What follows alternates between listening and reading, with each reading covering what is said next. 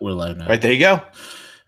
Good morning, good afternoon, good evening, wherever in the world you are. It's the one and only Magilla Gorilla himself coming to you live on another edition of Hump Day, where we unleash upon the world the man, the myth, the legend, the one who is the Baron of Bitcoin. He's the Tsar of cryptos. He is the Sultan of Silver, the Gandalf of Gold, the Pathfinder on the road to Ruda. He is how Stella got her groove back. The one and only Bix Weir. Bix, what's up, buddy? How are you? I'm good. I just saw the headlines. All the Republicans, the train they were taking to their retreat, ran into a dump truck that was parked on the rails. What? Some of them are in the hospital.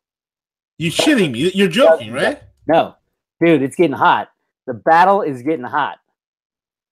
I'm looking Train at carrying members of Congress hits truck? Yep. What the dump truck parked on the rails. Dude, I'll bet you there's even more to it than this story. This is it. The war is getting hot. Because the memo, I guess if Trump doesn't sign the memo or release it, it automatically gets released tomorrow. Or is it Friday? A train carrying members of Congress, including House Speaker Ryan, to their legislative retreat in West Virginia was hit a truck, a dump truck, multiple sources said, leaving one person dead so far. Multiple sources said all members of Congress on the train and their families were okay, with the exception of a few minor injuries. White House Press Secretary Sarah Sanders confirmed in a statement that there was at least one fatality from the collision, though it was unclear who that was. The president has been fully briefed on the situation in Virginia and is receiving regular updates. What in the world? The war's getting hot, my friend. It's no longer behind the scenes. Did you see all the Democrats last night with their sullen-looking faces? Oh my God, it's disgusting. There's going to be treason charges brought against them. Look up at your guys' screen. There's a nice image there of the Amtrak train hitting that truck on the Google Hangout.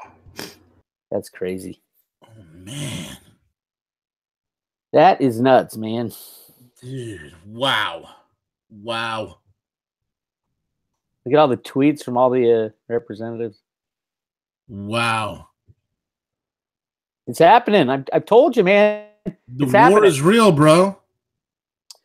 And you can just tell the look on the faces of the Democrats.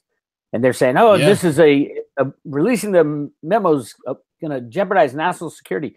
No, it's going to point out that there are criminals, literally criminals, trying to overthrow a sitting president and that have been just completely above the law for decades. And that time has come to an end.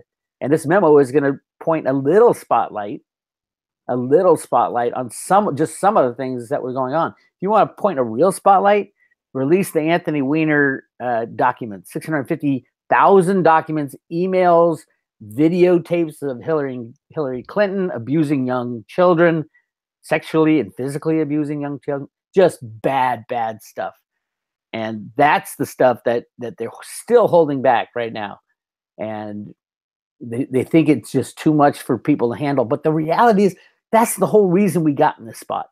The freaking government thinks we're not tough enough to handle the truth. So they hide it and the people get away with their crimes. It is time that the government is taken out for hiding all this shit from us. Unreal.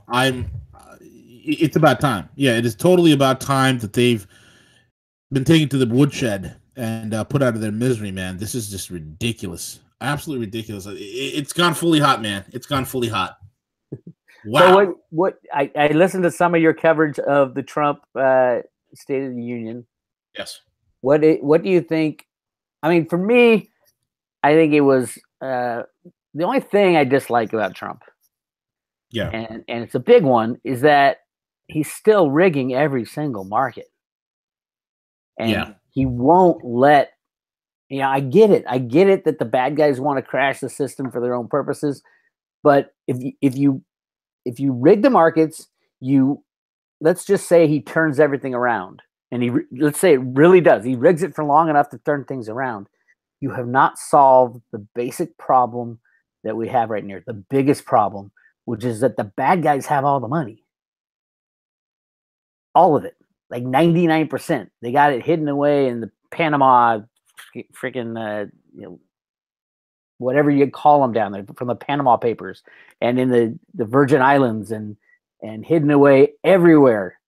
So unless you destroy that old system, they will always be in charge. They'll just wait out the Trump presidency, and then they'll bring their own Manchurian candidate back again and continue their games.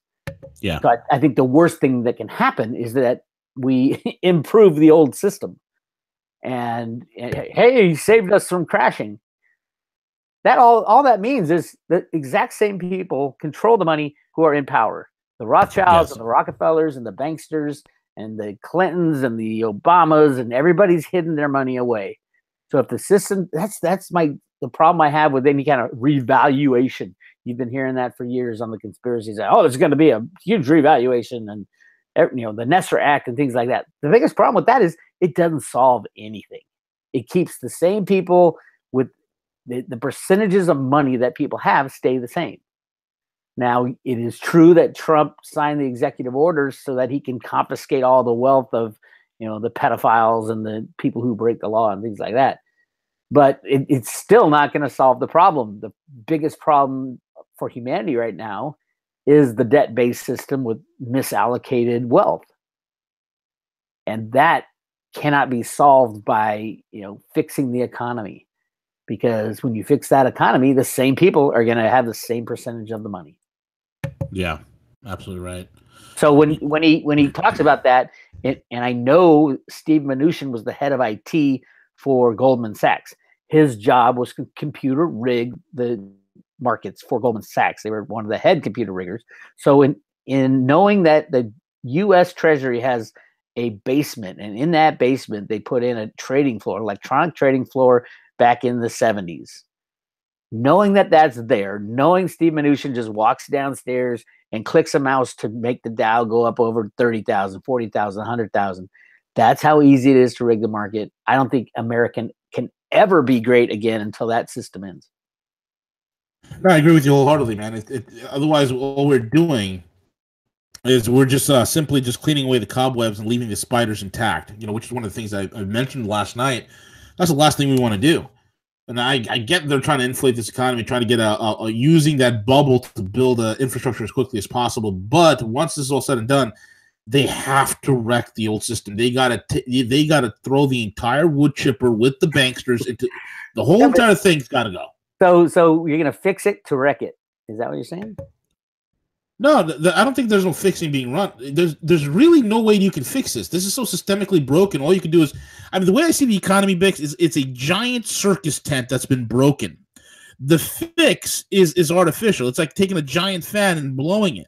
Well, that's what we're doing for the last several years. We've been blowing a giant hot air fan into the circus tent so everybody could watch the circus. But what nobody's realizing is the fan's been running so hot and so long. Okay, it's been running, at very high temperatures. It's been running so long and so hot that the fan is about to break. So there is no fix. It's just there's no even kicking it down the road. We have a date with destiny in terms of the dollar and how it's being used overseas. That's what's going to kill us, man. That's my problem with Trump. That's the only problem really I have with Trump is that he is delaying the inevitable. Now I get why he's doing it, to give the crypto world time to flourish and prosper and be the infrastructure to be built, and it's happening so fast. The last 2 years, it's gone from a means of exchange and a store value in a way to go around the old system that was a laughed about joke 2 years ago. Now everybody and their mother is addressing the fact that this is a gigantic industry. And people are both investing in cryptocurrencies, starting companies with tokenization because they know that the unbacked fiat system will crash one day. So I would say Trump, the only way I'm giving him a break on the rigging aspect is that he's trying to maintain a functioning system until something different is ready to go. And that something different is the cryptos. So if you're still kind of worried about what is going to happen to the cryptos, it is 2018 is the breakout year. And it's not going to start until mid-February to late February. It'll base it, according to Cliff's data, it's basing at 13,888. And it's going to run. We hit 20,000 for Bitcoin back in December. And everybody's like, Cliff, you were wrong. It happened earlier than you thought. And because people thought 13,888 2 years ago was a crazy prediction. And Cliff got it. But his prediction was for February 2018. And he said, don't get so excited about 20,000, guys, because it's probably coming back down. And then it'll come up to 13,888 and base there in February and then move up to 40,000. Yeah. So I get frustrated as I sit here and watch the market rigging and watch the games that go on. And, the cryptos, it's funny when they start crashing or they start going down to correct because they went up too high. You get all kinds of news, the SEC is going to confiscate and, you got this exchange about to go under and all this crap. And now it's Tethers in the news that the SEC is going in there to say, well, if you say you have $1 for every Tether token, I want to see where you keep that $2.5 billion. Of course, they don't have it. It's the next BitConnect. Yeah. So, but that's a key one because it's on a lot of big exchanges. And if people start having, don't have faith and confidence that they are doing what supposedly that crypto said it was going to do, you get another implosion of another crypto. Absolutely correct, man. Let me ask you this: what's your takeaway on what Trump was referring to in regards to the memos? I know he didn't mention it on the State of the Union, but with this memo release, how do you think it's going to play out? Is this getting released this week, or are we going to wait a little bit longer? Oh, yeah. No. It's getting released today or tomorrow. I think when's the 5 days up? Is that Thursday or Friday? That's a good After 5 days, if Trump, I don't think Trump should be the one releasing it. I think he should just stand back because it's all about the Russia investigation, how they set it up, and the spying. Remember when Trump said that the Obama and his administration was wiretapping him? Yep. This is the proof. And it's funny because Trump said some outrageous things over the years, and you're gonna. So many of them have come true or are gonna come true. It's gonna blow people's minds. But that's what Fox News should be replaying over and over again when Trump said they wiretapped me and replay those, and then we'll see this memo that says, "Oh my God, they did wiretap you. It was done illegally. It was done to disrupt first an election and then overthrow a sitting president. That's treason. That's sedition. That's punishable by death." And these are the people, the higher ups at the FBI, in the CIA, in the Obama administration, in the Hillary Clinton campaign. I mean, this is good stuff. Deborah Wasserman Schultz came out after the speech and said a bunch of crap. I look at her and I cringe. That is the most horrific human being on planet Earth right now. Yeah, next to Hillary, she is not a nice person. I would put those two right up on par with each other. But I mean, Wasserman Schultz has been implicated in so much of this, including the murder of Seth Rich. Apparently, what's that gang called? M13 or something like that? MS-13. MS-13. Which, President Trump thanked CJ last night. Did you hear about that? He was thanking CJ? Yeah, I heard you this morning. Classic. But why did Trump talk about that? Because that's who Debbie Wasserman Schultz hired to murder Seth Rich, the IT guy for the Democrats. Yep. And people now it's on the tongue of everybody. MS-13. A week ago, I didn't know what the hell that was, and now everybody's saying MS-13. Oh yeah, that's the Latino gangs.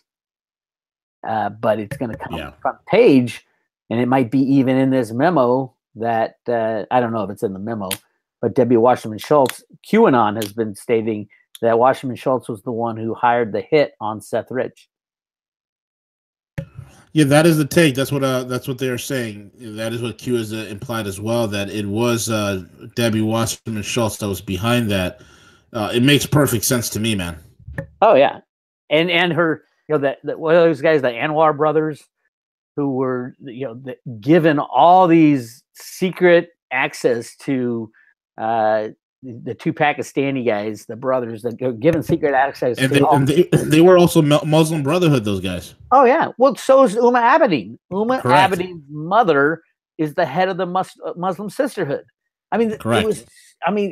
All this stuff is like right in our face for so long, except nobody ever said anything about it. It's like when John Hinckley Jr. Tried the assassination of Reagan. John Hinckley Jr. is the son of John Hinckley Sr., who owned Hinckley Oil, who was in partnership with Zapata Oil, owned by George Bush. And George Bush was the vice president. I mean, all this stuff is in plain view, but nobody talks about it. Yeah, you can't even make this up, my man. You can't even make this up. It's unbelievable. It is in plain. It's in plain sight. I want to know more about that train crash. I mean, that's what I'm trying to figure out. Like, you're talking, I'm just like hunting here. Let me see, man. This is unbelievable. And why isn't? I mean, what are all the Republicans doing on the same train? That's what I'm saying. They're all going to their retreat or something. I mean, it's unreal. Why didn't they have police car? I mean, anybody could have rammed that train with explosives. Yeah, and here's the real interesting thing regarding that train. According to one of the articles, is that train was specifically booked for members of Congress. In other words, there was no members of the public on it. Interesting. I have no idea what the security, like the Speaker of the House has security, right? What were they thinking? You wouldn't put the President of the United States on a train going through, anywhere in the United States. No, you wouldn't. It's the worst way to travel. Secured the tracks. You got to check the whole track and see if it's, any explosives along the track. I mean, the insanity of what's going on. It just seems like there's so much more going on that they're not telling us. I agree, man. This is the equivalent of putting SEAL Team 6 on a rickety helicopter and then blowing it up. It's the same thing. It is insane. The same thing. This is so weird. You're taking the third most powerful man in the U.S. government. And all, on a train. I mean, it literally, it was dozens. They said dozens and dozens of Republicans were off to their Republican retreat, and it just so happens that how many train accidents are there in the U.S. every year? Yeah. Big ones, probably a handful, but it just something stinks to high heaven all over the place. And then it's one day before Trump releases the memo. Unreal. Yeah, this is you can't. I mean, nothing is coincidence at this point, and nobody could chalk that up to a simple coincidence. I mean, you just don't park dump trucks, huge 18-wheeler dump trucks. You just don't park it on a train track and leave it there. And why couldn't the conductor see it? Was it really a dump truck, or was it an explosion? And they don't want to give the hint to the bad guys out there that explosions were set on the tracks. I don't know. I'm curious as to find out what Q's response to this would be. I'm curious as or if he's already said something about it. Q or if he's already comes out. Yeah, Q usually comes out long before anything and says what's about to happen. Week before, but Q might have been on that train. Yeah, you never know. You that's a good point you bring up. I mean, he could have been on that train. Jeez. Wow. I don't know, man. I think definitely the war has gotten hot, shall we say. I don't know why they haven't arrested the guys implicated in the memo. I mean, we can't let these people, skip the country or run away or, it's like, why is John Podesta still walking around a free man when they have all the evidence on the Anthony Weiner laptops of his criminality? Yeah, and why is bloody what's her name, Hillary Clinton, allowed to go on the Emmys and read a stupid book?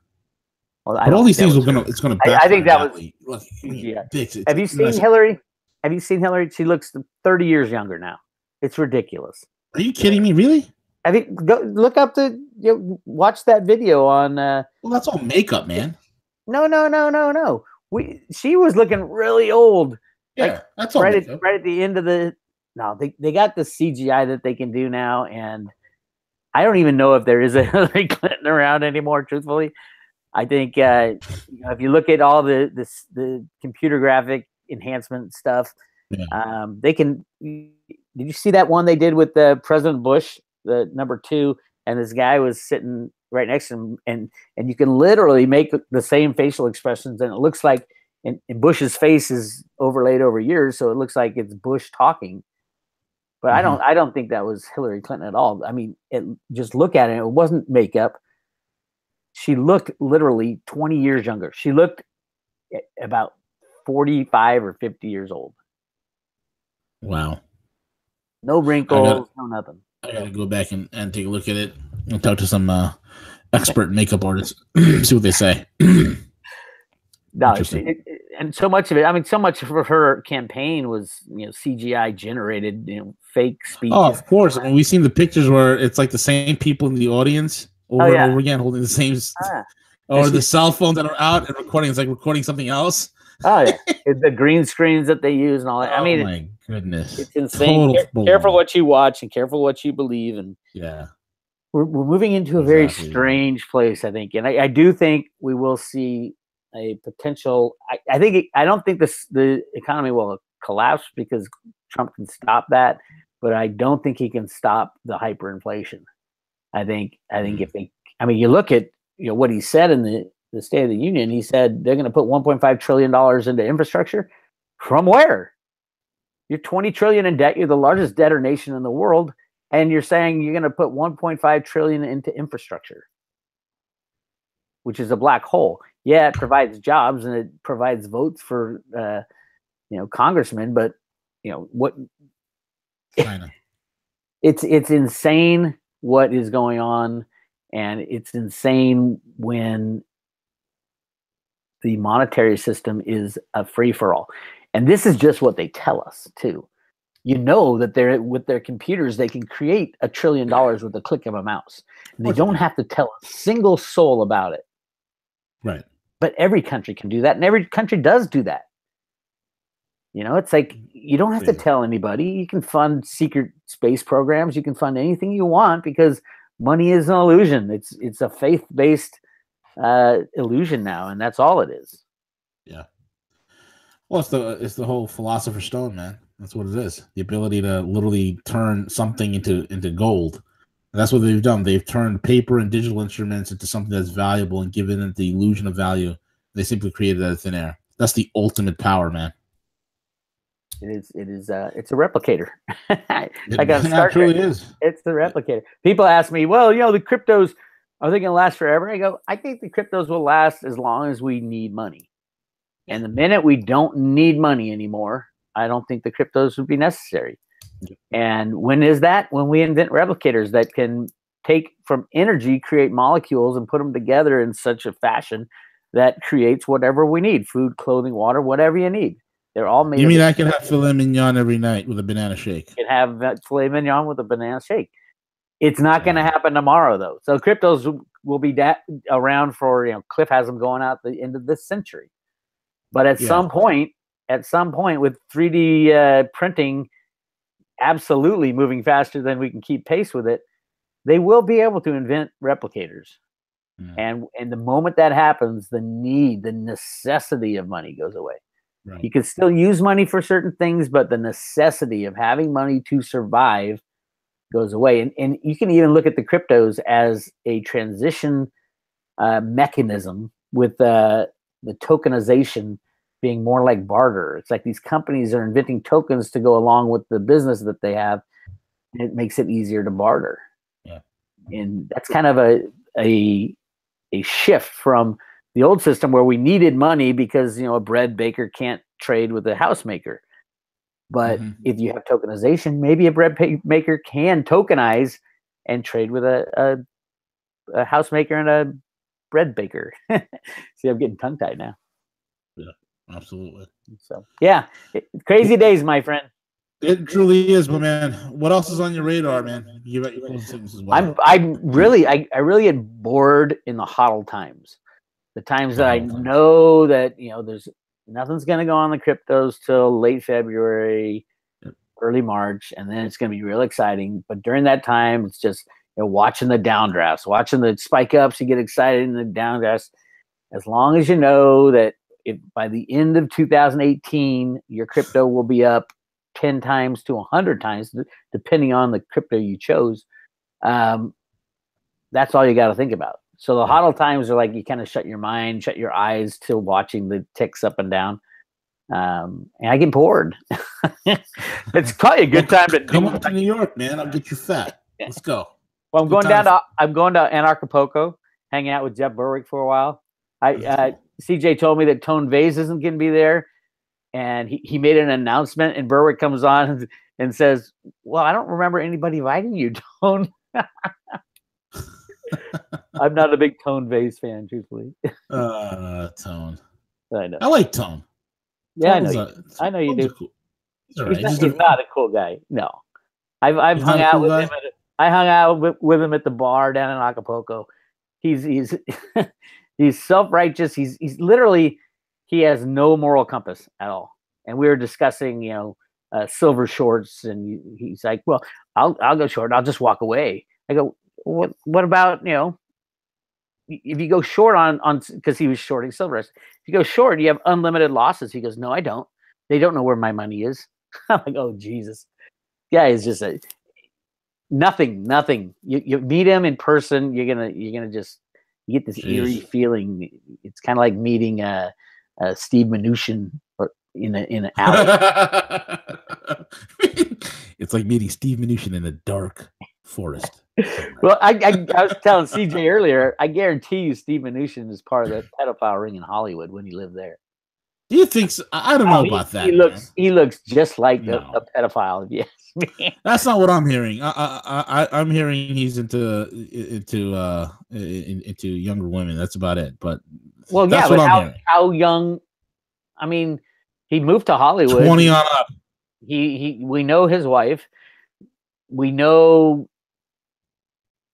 He was Goldman Sachs, knee deep, and probably been to Pedophile Island with Jeffrey Epstein. I mean, if you get a dig with these guys. He loves cocaine. He loves a lot of things that they don't tell you. And if he was literally in Hollywood dancing around with the Hollywood Illuminati, which he was. All I know is that he helped make Lego Batman, okay? And I love that movie. I'm just saying. I think a deep investigation needs to go on there. I'm sure there would be. I'm sure there would be. Anyway, Bix, thank you so much for being on, my man. Bix, you there? A lot of it's coming true these days, so hey. Oh, you dropped off for a second, dude. I was telling you thank you for being on. Oh, yeah, sure. Folks, that is the end of the show. Go to Bix's site, roadtoruta.com. Subscribe to the Road to Ruta newsletter. Bix, what goodies are you giving away this time for the newsletter? You mean for the private road? Yeah, the private road. I'm giving away the Road to Ruta coin, the silver coin, and I love that coin, man. I know it's the best coin. Oh, it's beautiful. And one paper ADEX token. And ADEX is that crypto company that's going to force YouTube and Google and Facebook to be honest with their advertising. And it's a really cool. How much is token. ADEX trading for right now? Almost nothing. A couple bucks. So that's great. And every token I've chosen has gone moonshot. In the beginning, it was Bitcoin, and then Ethereum, and then Veritasium, and then Populous, and now then it was Salt. Salt's still waiting for the moonshot. It's getting close though. And then ADEX, and I think ADEX is going to be a monster. Yeah, it's going to be. There's some big ones in the works, man. ADEX is definitely one of them, without a doubt. Absolutely. And with that being said, folks, you can follow us roadmoney.net. And make sure you subscribe and hit the thumbs up for both of our channels, Bix's as well as ours. And thank you all for joining us. And El Cuco, CJ, stop securing the border for 1 second and take it away, buddy.